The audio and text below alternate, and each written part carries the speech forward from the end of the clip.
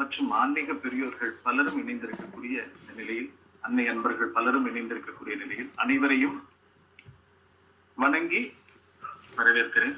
என்னுடைய பணிவான வணக்கங்களை சமர்ப்பிக்கிறேன்.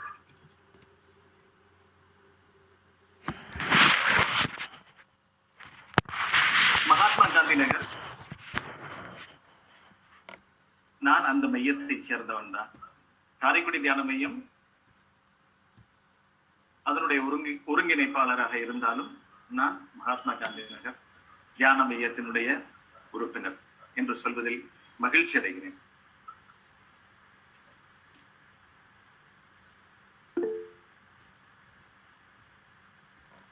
மகாத்மா காந்தி நகர் தியான மையத்தினுடைய இந்த ஆண்டின் முதல் கூட்டத்தில் பங்கெடுத்துக் கொள்வதில் பெருமகிழ்ச்சி அடைகிறேன்.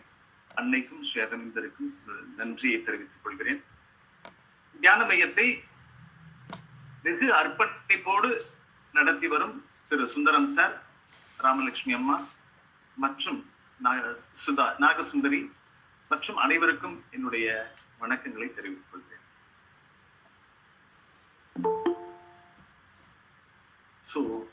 ஒரு புதிய ஆண்டில் ஒரு புதிய துவக்கம்.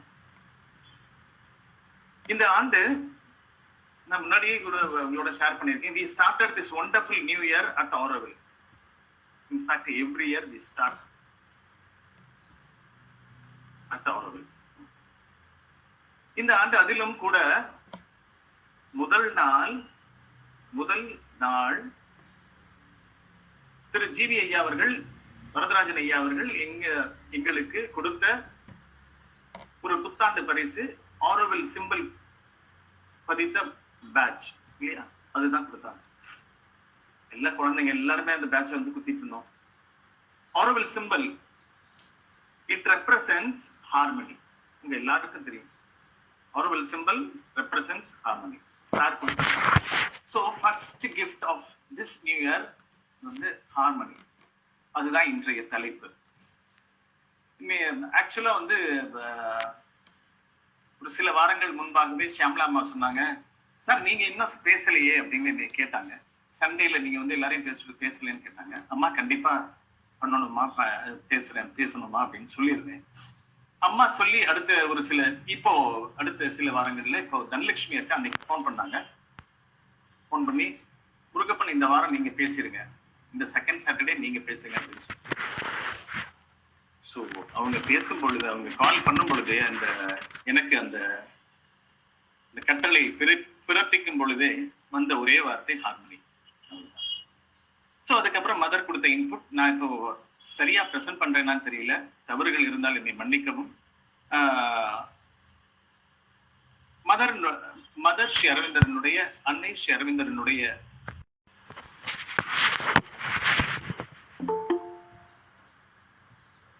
நம்ம ஆரோவில் சிம்பிள் பத்தி பேசிட்டு இருந்தோம் இல்லைங்களா.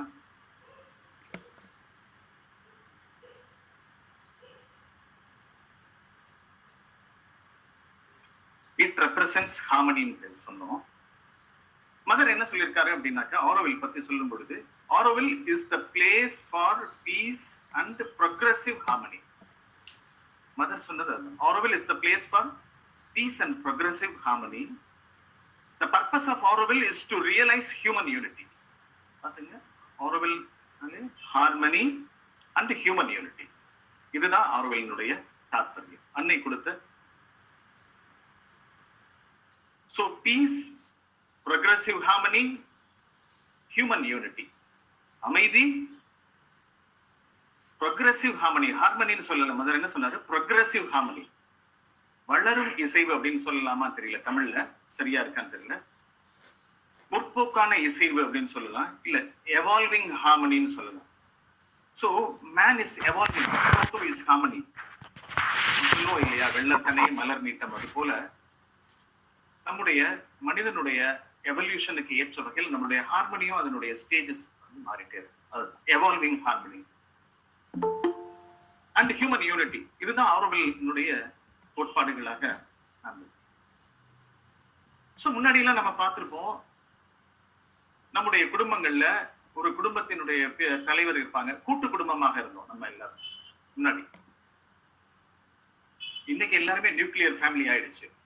கூட்டு குடும்பமாக இருக்கும் பொழுது ஹெட் ஆஃப் த ஃபேமிலி ஒருத்தர் இருப்பாரு, and he will be obeyed by all, everyone. எல்லாரும் அவருடைய கட்டளையை சிறமேற்கொண்டு ஏற்று செம்மையாக அதை நடத்துவதில் பார்க்கலாம். அழகா இருக்கும். எல்லாருமே அவங்க குடும்பம் பாருங்க எவ்வளவு ஒற்றுமையாக இருக்காங்க சொல்லுவாங்க. இன்ஃபேக்ட் அது ஹார்மனின்னு சொல்லலாமா, இல்ல அவர் மேல் கொண்ட மரியாதையின் காரணமாக நாம் அவரை ஒபே பண்றோம் இல்லையா? இட் இஸ் யூனிட்டி இல்ல, இட் இஸ் யூனிஃபார்மிட்டி. எல்லோரும் ஒன்று போல் அவரை பின்பற்றுகிறோம், அதுதான் யூனிஃபார்மிட்டி. சோ இன்னைக்கு அடுத்த ஸ்டேஜ் ஆஃப் ஹார்மனி. இன்னைக்கு பசங்க கிட்ட அந்த மாதிரி எதிர்பார்க்க முடியுமா நீங்க? நான் கேட்டேன், இல்ல. பசங்க இன்னைக்கு கேள்வி கேட்பாங்க, கேட்கணும், சொல்லலாம். ஈவன் பசங்க கூட, அப்பா you are outdated. Yes, many of us are outdated. அப்படிதான். அவங்க கேட்கறதுல ஒன்றும் இல்லை, தப்பு இல்லை. ஈவன் தெரியும், என்னுடைய பையன் he is only around nearing 3 years. அப்படிதான். அவன் 8 months இருக்கும்போது, 8 months பேபியா இருக்கும்போது என்ன பண்ணுவாங்க, யூடியூப் வந்து ஸ்க்ரோல் பண்ணி அதுல வந்து பார்க்கறான். 8 monthsல ரைம்ஸ் பார்க்க ஆரம்பிப்பான். இன்னைக்கு என்ன பண்றான், போனை ஓபன் பண்றதுக்கு நான் இப்போ ஒரு பின் நம்பர் சொல்லியிருக்கேன். அந்த பின் நம்பர் போட்டு போனை ஓபன் பண்ணி அந்த ஆப் லாக்க வந்து ஓபன் பண்ணி இன்னைக்கு அவன் வந்து பார்த்தான். பட் அவன் பார்க்கறது எல்லாமே வந்து என்னோட இது எல்லாமே இதுதான் வரும், மதர் ரிலேட்டடா வரும், இல்லைனாக்கா ரைம்ஸ் வரும், இதுதான். ஸோ இன்னைக்கு அந்த அளவுக்கு வளர்ந்துட்டாங்க குழந்தைங்க, அந்த அளவுக்கு வந்தாச்சு. ஸோ பழைய நிலையை நாம் எதிர்பார்க்க முடியாது. That is outdated. இன்னைக்கு என்ன, எவ்ரிதிங் ஹாஸ் டு, இன்னைக்கு உண்மையாகவே ஹார்மனி, அதற்கு என்ன ஒரு அர்த்தம் நம்ம சொல்ல முடியும் அப்படின்னாக்க, everything has to be settle down on the basis of a rational discussion. மனம் திறந்த விவாதத்தின் மூலம் ஒருமித்த கருத்தை உருவாக்கி அதை ஒற்றுமையுடன் செயல்படுத்த வேண்டும். இது சாத்தியமா? எப்படி? Everything has to be settled down on the basis of a rational discussion. இதுதான் ஒரு அடிப்படையாக நாம் செய்ய முடியும். மனம் திறந்த விவாதம் வாய்ப்பு இருக்கா? ஒருமித்த கருத்து வாய்ப்பு இருக்கா? அதை ஒற்றுமையுடன் செயல்படுத்த முடியுமா? But is it possible? Yes, it is the way practiced in our will. இன்னைக்கு நீங்க மீடியால டர்மாயில் பத்தி நீங்க நிறைய பார்க்க, லீவ் இட், அத ஒண்ணுமே இல்ல. மீடியா, நியூஸ் பேப்பர்ஸ், மதரே சொல்லியிருக்காரு, ஃபால்ஸ்ஹுட். அங்க இண்டிவிஜுவல் டிஸ்கஷன்,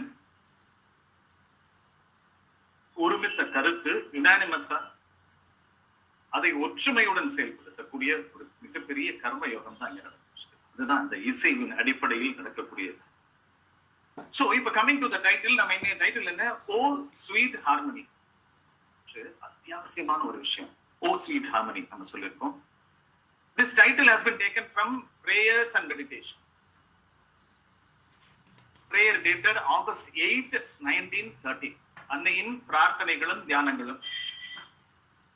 இதுல மதர் என்ன பண்ணிருப்பாருன்னா, this prayer invokes the Lord of Harmony. அந்த பிரேயர் ஒரு பகுதி நான் படிக்கிறேன் பாருங்க. O sweet harmony that dwellest in all things, sweet harmony that fillest my heart, manifest thyself in the most external forms of life, in every feeling, every thought, every action. ஓ இனிய இசைவே, நீயே அனைத்திலும் என் உள்ளம் முழுவதும் நிறைந்திருக்கிறாய். ஓ இனிய இசைவே, வாழ்வின் புற தோற்றங்கள் அனைத்திலும், ஒவ்வொரு உணர்ச்சியிலும், ஒவ்வொரு எண்ணத்திலும், ஒவ்வொரு செயலிலும் வெளிப்படுவாயாக. So என்ன சொல்றாங்க mother, in most external forms of life, in every feeling, every thought, every action. அதுதான் கேட்கிறாங்க. ஹார்மனி. அன்னை இசைவிற்கு அத்தனை முக்கியத்துவம் அளிக்கிறார். அன்னையினுடைய அவதார நோக்கமே, பகவான் ஸ்ரீ அரவிந்தரனுடைய அவதார நோக்கம் இப்போ கொஞ்ச நேரத்துக்கு முன்னாடி வாசிச்சாங்க இல்லையா, நம்முடைய இதுல பேஜ் 710 பகவான் சொல்லி அவதார நோக்கம் என்னன்னு பார்த்தோம்னா, this earthly life become the life divine. இப்புவி வாழ்வு இறை வாழ்வாக மாறும். இன்னும் கொஞ்சம் முன்னாடி போய் பாத்தீங்கன்னா book 11 the book of everlasting day page 692 அதுல இன்னும் சொல்லியிருப்பாங்க. என்ன நோக்கம்? சாவித்திரியினுடைய வார்த்தைகளாக அது வரும். To raise the world to God in depthless light. To bring God down to the world on earth we came.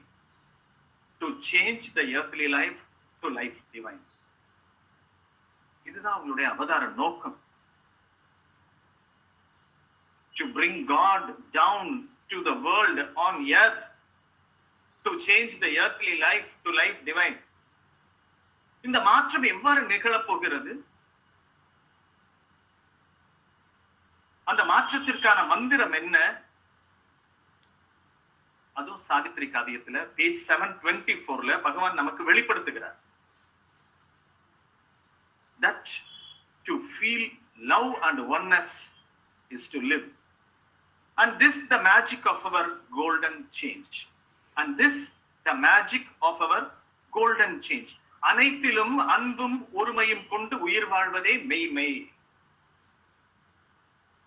அனைத்திலும் அன்பும் ஒருமையும் கொண்டு உயிர் வாழ்வதே மெய்மை. இதுவே நம் பொன்மய மாற்றத்திற்கான மந்திரம் பகவான் சொல்றார். சோ மாற்றத்திற்கான மந்திரம் என்ன? அன்பும் ஒருமையும் சொல்லு. So love is the transforming power. So if you take love, harmony and beauty are the two limbs of love. இசைவும் அழகும் தான் அதனுடைய பிரதான அங்கங்கள். அதனாலேயே அன்னை இசைவிற்கு அளப்பரிய முக்கியத்துவத்தை அளிக்கிறார். மதர் என்ன சொல்றாரு பாருங்க, it is only through love and harmony that you can reach God. அன்பு இசைவு இவை இரண்டின் மூலம் மட்டுமே நீ இறைவனை அடைய முடியும். Harmony is my aim and all that leads to harmony makes me happy. Collected Works of Mother 14 page 184. இசைவே என் இலக்கு, இசைவை நோக்கி அழைத்து செல்லும் அனைத்தும் என்னை மகிழ்வுறச் செய்யும். இசைவை நோக்கி அழைத்து செல்லும் அனைத்தும் என்னை மகிழ்வுறச் செய்யும் சொல்றாங்க. பாருங்க, அப்போ இசைவு இன்னும் கூட சொல்றாங்க. இன்னும் பகவான் சொல்றாரு லைஃப் டிவைன்ல எல்லாரும் தெரிஞ்சிருக்கோம். For all problems of existence are essentially problems of harmony. வாழ்வினுடைய எல்லா பிரச்சனைகளும் அடிப்படை இசைவின்மை தான் காரணம். அப்புறம் பகவானுடைய இன்னொரு பாருங்க, தி மதர் புக் எல்லாரும் படிச்சிருக்கோம் இல்லையா? எத்தனை முறை இவ்வளவு ஒரு மகா மந்திரம் அது. தி மதர் புக்ல அன்னையை பற்றி சொல்லும் பொழுது, அன்னையினுடைய 4 அம்சங்களை அவர் விவரிக்கும் பொழுது மகாலட்சுமியை பற்றி சொல்கிறார். அதுல ஒரு சில வரி பாருங்க. அந்த அம்சத்தை மகாலட்சுமியை பற்றி கூறும் பொழுது, உடல் கொண்ட ஆன்மாக்களின் இதயத்திற்கு இவளை விட வசீகரமான தெய்வ சக்தி வடிவம் வேறு இல்லை. மகளிங்கையுடைய தமிழ் வார்த்தை. உடல் கொண்ட ஆன்மாக்களின் இதயத்திற்கு இவளை விட வசீகரமான தெய்வ சக்தி வடிவம் வேறு இல்லை. அவள் மலரடிகளை ஊன்றிய இடமெல்லாம் அற்புத பரவசானந்த ஓடைகள் பொங்கி பாய்கின்றன. வைகரையினுடைய இதுதானே. அப்படிப்பட்ட மகாலட்சுமி கூறக்கூடிய நிபந்தனைகளாக சொல்றாரு. அதுல மனதிலும் ஆன்மாவிலும் அழகு இசைவு. என்ன கேட்கிறார்?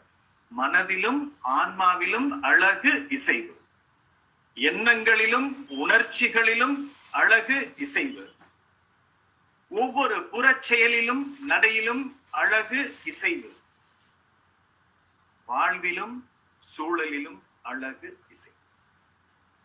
மகாலட்சுமியினுடைய பரிபூர்ண அந்த கடாட்சம் நமக்கு கிடைக்கிறதுக்கு என்ன வேணும் அப்படின்னா, பகவான் சொல்றது இல்லையா, பரமசத்தியம் இல்லையா? என்ன சொல்றாரு? மனதிலும் ஆன்மாவிலும் அழகு இசைவு, எண்ணங்களிலும் உணர்ச்சிகளிலும் அழகு இசைவு, ஒவ்வொரு புற செயலிலும் நடையிலும் அழகு இசைவு, வாழ்விலும் சூழலிலும் அழகு இசைவு. இதெல்லாம் தான் கண்டிஷன்ஸ், நிபந்தனைகள்னு சொல்ற, நிபந்தனைகள்னே சொல்ற. நீங்க படிச்சு பாருங்க. சோ சிக்னிபிகன்ஸ், இதெல்லாம் எதுக்காக இது எல்லாம் பாக்குறோம்னா, to understand the significance of harmony. நாம் எங்கும் பின்தங்கி விடக்கூடாது இல்லையா? அன்னையினுடைய பிள்ளைகளாக இருந்து நாம் செய்யணும். நெக்ஸ்ட் பார்ப்போம். அடுத்து ஹார்மனியை பத்தி இன்னும் கொஞ்சம் விரிவாக பார்ப்போம். சோ நம்மளுடைய செயல்பாடுகள் எல்லாம் எப்படி இருக்கும் அப்படின்னாக்க, நம்ம சமுதாய செயல்பாடுகள் நம்ம எல்லாம் என்ன பண்றோம், லாஜிக்கலா, சோ அனைவரும் ஏற்றுக்கொள்ளக்கூடிய வகையில இருக்கிறது தான் நம்மளுடைய ஃபர்ஸ்ட் திங் இருக்கும். அது ஒரு வகையான செயல்பாடு, இட் வில் பி லாஜிக்கல். அடுத்தது, எனக்கு எது சரின்னு படுதோ அதை நான் செய்யணும். எனக்கு எது தட் இஸ் எத்திக்கல். ஃபர்ஸ்ட் எல்லாருக்கும் சரியாக இருக்கக்கூடிய வகையில நான் செயல்படணும், லாஜிக்கல். எனக்கு எது சரின்னு படுதோ அதை நான் செய்யணும், எத்திக்கல். அடுத்ததாக என்ன பண்ணும், சட்டத்திற்கு சரியானதை தான் நான் செய்யணும், தட் இஸ் லீகல் இருக்கு. ஆனா இவை மூன்றையும் விட கருணை அடிப்படையில் நான் செயல்படுவேன். So it may be logical or not, it may not be ethical, but legal-ஆ கூட இல்லாம சில நேரங்கள்ல இருக்கு. ஆனா compassion, out of compassion.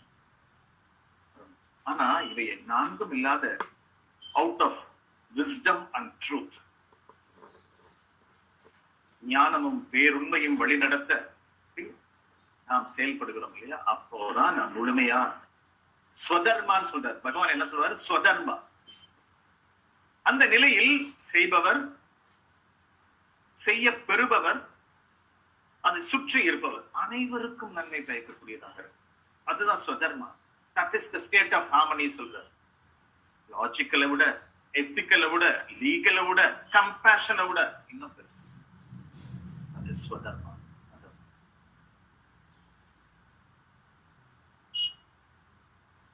அதற்கு ஒரு விளக்கம் கூட, ஒரு சில விளக்கம் சொல்லலாம். When I am able to live and express my inner truth, I live in harmony. Mother சொல்றாங்க. என்ன சொல்றாரு? ஹார்மனிக்கு எப்படி சொல்ல முடியும்? When I am able to live and express my inner truth, நாம் எப்பொழுது நம்முள் உறையும் பேருண்மையில் வாழவும் அதனை நம் வாழ்வில் வெளிப்படுத்தவும் கூடுமோ, அப்போது நாம் இசைவு பெற்றவர். நாம் எப்போ இசைவு மிக்கவர்களாக இருக்கோம் அப்படின்னாக்க, என்னுடைய பேருண்மை எல்லாரும் தாங்கி இருக்கோம் இல்லையா? உள்ளுக்குள்ள ஒரு பேருண்மை தாங்கி இருக்கும். அந்த பேருண்மையில் வாழவும் அதனை நாம் வாழ்வில் வெளிப்படுத்தவும் நம்மால் முடியுமானால் நாம் இசைவு பெற்றவர்களாவோம் சொல்றாங்க. இன்னொரு இடத்துல மதர் சொல்றாரு, each thing in its place, in harmony with all the rest. ஒவ்வொன்றும் அதன் இடத்தில், மற்றவையோடு இசைவுடன். நம்ம சின்ன பிள்ளைங்களுக்கு கூட மதர் சொல்லியிருப்பாரு இல்லையா, எப்படி நம்ம ஒரு டேபிள் அரேஞ்ச் பண்ணணுமோ அது மாதிரி, நம்மளுடைய ரைட்டிங் டேபிள் அரேஞ்ச் பண்றோம் இல்லையா, அது மாதிரி நம்மளுடைய எண்ணங்களை நம்ம அரேஞ்ச் பண்ண முடியும் ஒரு ஆர்டர். இந்த மாதிரி each thing in its place. இது சின்ன லெவல்ல, இதேதான் கேலக்சில each thing in its place.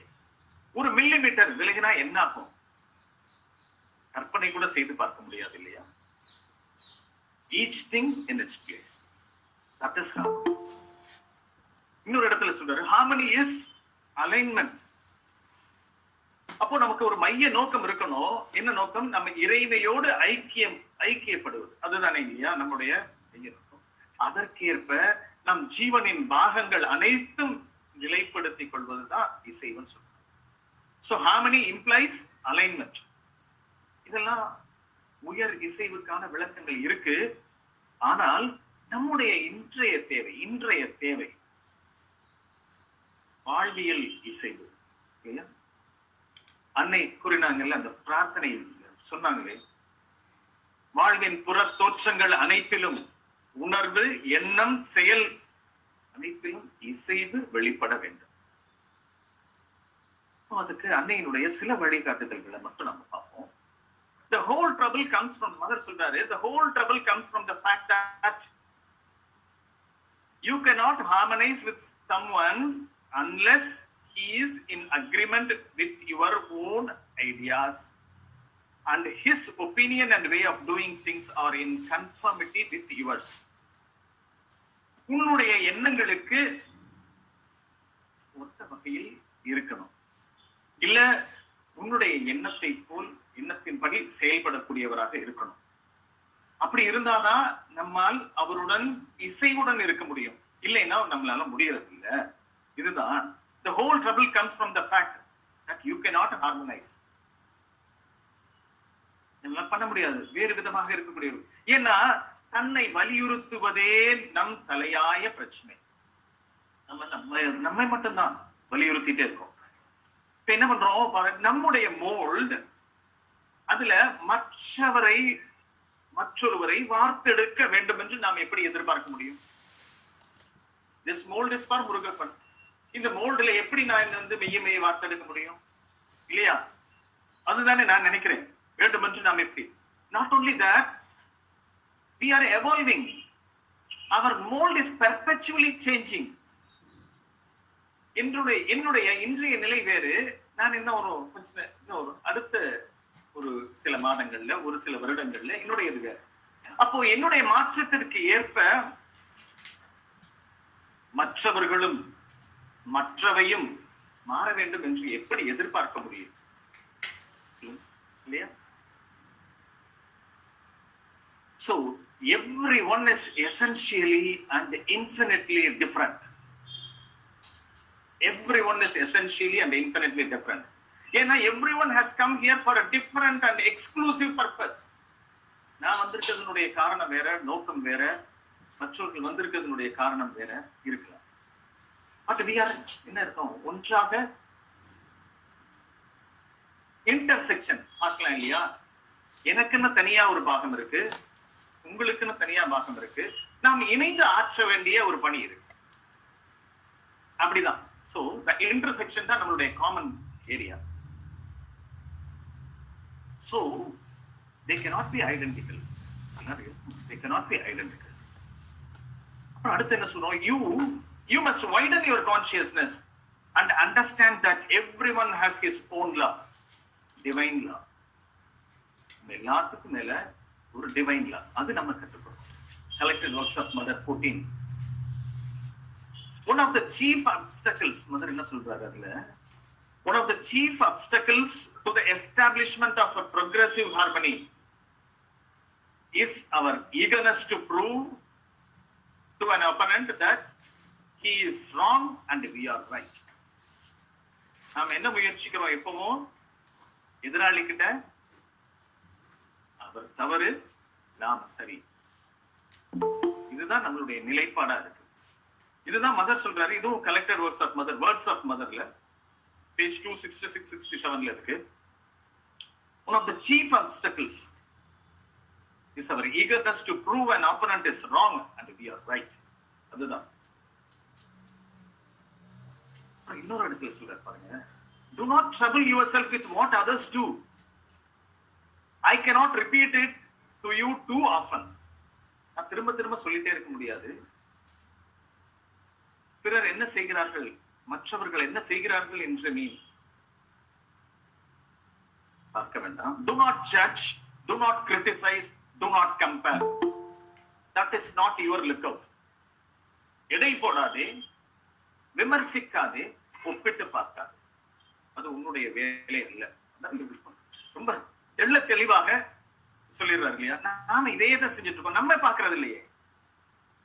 என்னை எடை போடணும், என்னை விமர்சிக்கணும், என்னை தான் நான் பார்க்கணும். ஆனா நான் செய்யறதெல்லாம் வேற இடத்துலதான். சோ இதெல்லாம் தான் நம்ம ஹார்மனி கொண்டு வர்றதுக்கு தடையாக இருக்கக்கூடிய விஷயங்கள். என்ன சொல்றோம், be severe to yourself before being severe to others. Mother சொல்றாங்க, be severe to yourself before being severe to others. Mother சொல்றாங்க. என்ன சொல்றாரு பாருங்களேன், இன்னும் ஒரு விஷயம் சொல்றேன். Do not mind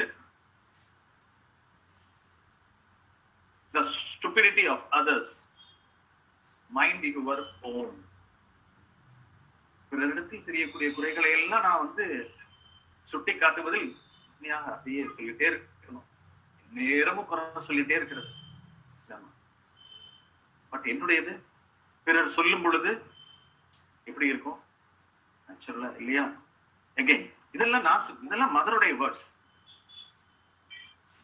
அப்புறம் என்ன சொல்றாங்க? when you start a quarrel it is as if you are declaring war on the divine's work. அவர் இசைவை நிலைநிறுத்த ஒரு அவதாரம், 2 அவதாரங்கள் இங்கு பணியாற்றி கொண்டிருக்க, அவர்களுடைய பேராற்றல் பேரருள் இங்கு வினை புரிந்து கொண்டிருக்க, நாம் சண்டையும் சச்சரவுகளும் ஈடுபடும் பொழுது மதர் என்ன சொல்றாரு? It is as if you are declaring war on the divine's work.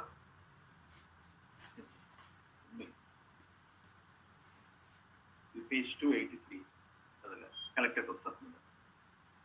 இன்னொரு இடத்துல மதர் சொல்றா, in quarrels I never interfere. நம்மளுடைய சண்டைக்கு என்ன பண்றோம்? மதரை சாட்சியா நாம இழுத்துச்சோம். In quarrels I never interfere because surely both are wrong. சண்டை போடுறவங்க நான் சரி நீங்க தப்பு, நீங்க சரி நான் தப்புன்னு சொல்லவே முடியாது. மதர் தெளிவான தீர்ப்பு, 2 பேரும் தப்பு. both are wrong. 10th May 1963 mother சொல்றார். இப்படிதான் நிச்சயமாக yes everything is like this today. நம்முடைய வாழ்க்கையில இப்படிதான் இருந்துட்டு இருக்கு, எல்லாமே இப்படிதான் இருந்துட்டு இருக்கு எவ்ரிதிங். பட் என்ன சொல்றாரு இல்லையா? அனைத்தும் மாறணும், மாற வேண்டும் இல்லையா? சாவித்ரி மகாகாவியம் இதற்கு தரும் நம்பிக்கை வரிகள் பார்ப்போம். ஒரு சில வரிகள் பார்த்துட்டு நம்ம அந்த நிறைவு பகுதிக்கு வந்துடலாம். ஏன்னா நம்மளுடைய வாழ்க்கையில் அப்படிதான் மதர் சொன்னார் இல்லையா? ஹார்மனி நம்மளுடைய ஹையர் லெவல்ல இல்ல, அட்லீஸ்ட் இந்த லெவல்லையாவது நாம இருக்கணும் இல்லையா? ஹார்மனி கொண்டு வரணும். Everything has to be change. அனைத்தும் மாற வேண்டும், இசைவாக மாற வேண்டும் இல்லையா? பகவான் சொல் சாவித்ரி மகாகாவியம் பக்கம் 314 எல்லாருக்கும் பரிச்சயமான வரிகள். அந்த நம்பிக்கை தான் நமக்கு நம்பிக்கை அளிக்கக்கூடியது. பகவானுடைய வார்த்தைகள் தானே, வரிகள் தான். All here shall be one day her sweetness home. All contraries prepare her army. இங்குள்ளவை அனைத்தும் ஒரு நாள் அவளது தேமதுரை இல்லமாக மாறும். முரண்பாடுகள் அனைத்தும் அவளது இசையின் துவக்கம்.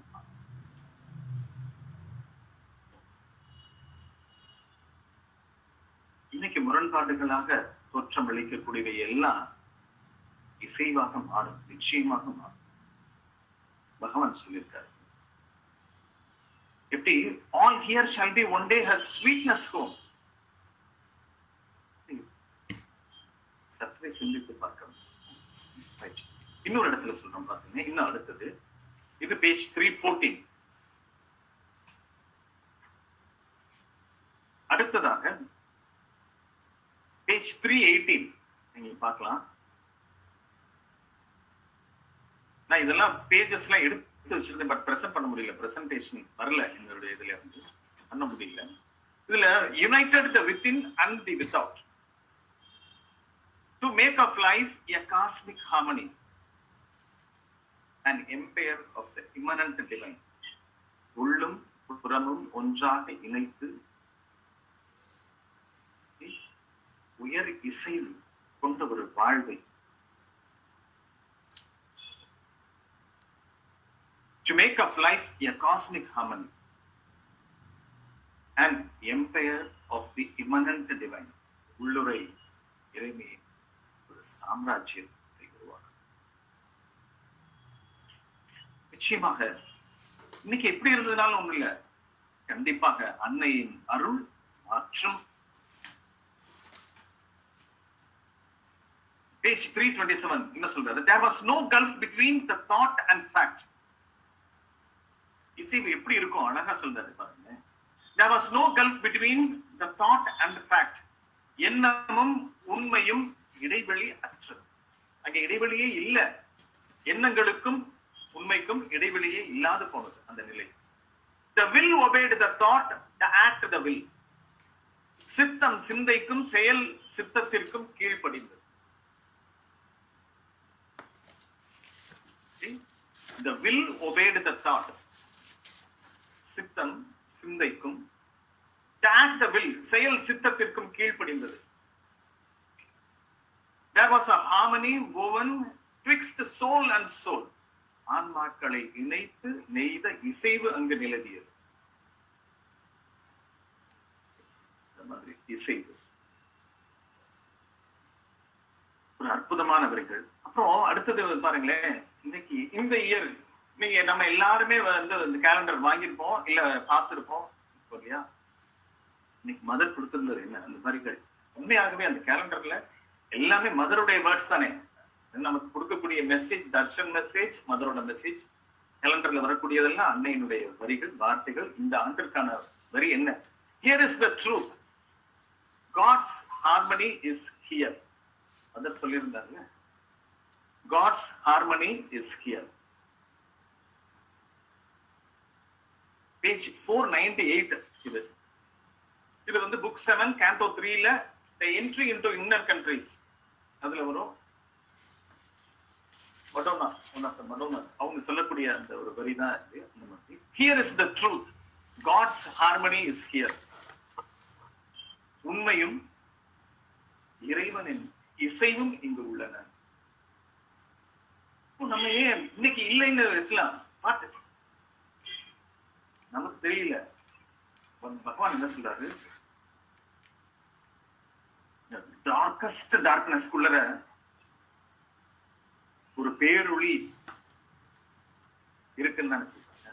நிச்சயமா இன்னைக்கு அதே மாதிரிதான் ஹார்மனி இங்க இருக்கு.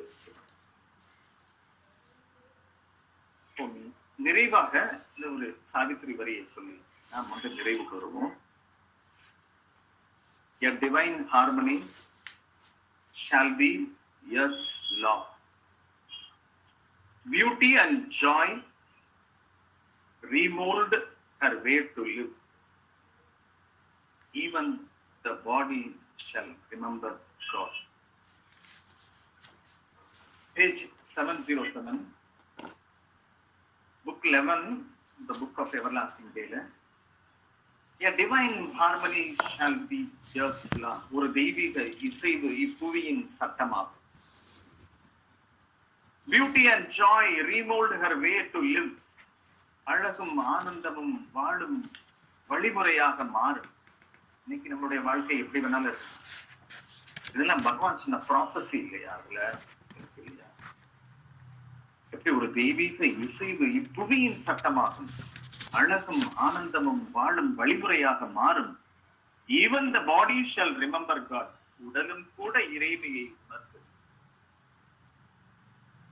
இந்த அற்புதமான வரிகளை சொல்லி அகந்தை களையும் ஆர்வம் இருந்தால் போதும், அன்பை பெருக்கும் ஆவல் இருந்தால் போதும், அன்னையின் பேரருள் அற்புதமாக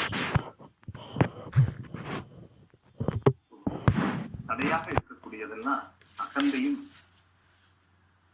அன்பின் குறைவும் தான். அகந்தை களைந்து அன்பை பெருக்கும் பொழுது அன்னையின் பேரருள் அற்புத மாற்றம் தரும். அன்பர் இல்லங்களும் அன்பர் உள்ளங்களும் இன்னிசைவால் நிறைந்து அன்னையின் திருக்கோவிலாக மாற வேண்டும் என்ற பிரார்த்தனையுடன் நிறைவு செய்கிறேன். அனைவருக்கும் என்னுடைய பணிவான நன்றி.